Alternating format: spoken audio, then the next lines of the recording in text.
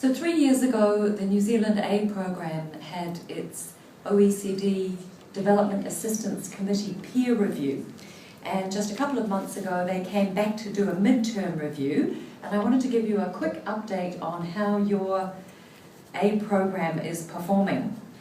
So the first thing they noted was that we have rebalanced towards the Pacific. 56% of expenditure is now in our own neighbourhood.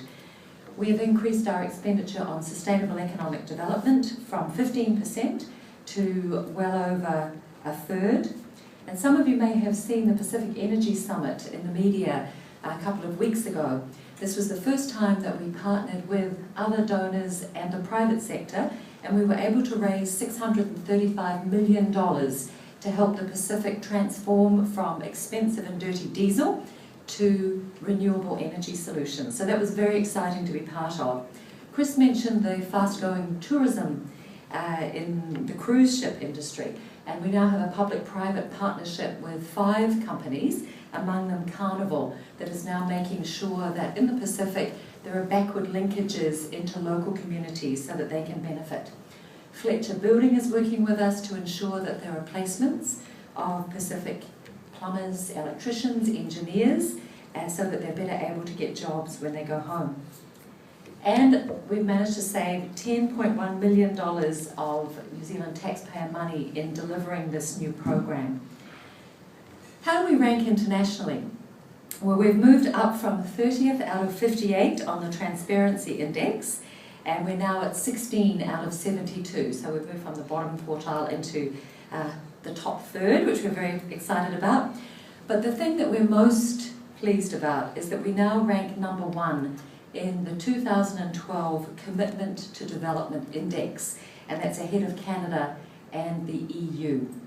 And that brings in, of course, that all-important dimension of security, which Chris spoke about and referenced North Korea, and how that kind of unforeseen security situation could impact New Zealand.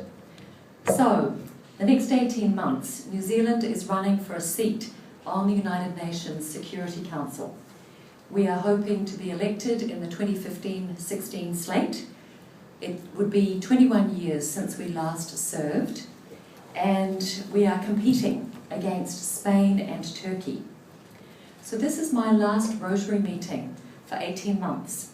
The Minister, at quite short notice, is sending me to Geneva to help Jim McClay, who's our permanent representative in New York, and who is, of course, running the main game in a very senior role. And I will be the head of mission in Geneva and also the permanent representative to the UN there. I'll also be the Prime Minister's special envoy to Francophone Africa, which is going to be interesting because some of the countries I'm having to look up on the map. So, not an area where New Zealand has had a lot of connection before. I will still be retaining my title as head of the New Zealand Aid Programme, but one of my team will be acting as Deputy Secretary while I'm away. So I wanted to say a huge thank you to all of you for the fellowship and service, the opportunities to get to know you since I've been back in New Zealand the last 2.5 years. And I think it was just 2 years since I had my first 5-minute talk where I mentioned that I'd been a Rotary Exchange student and what a life-changing experience that was for me.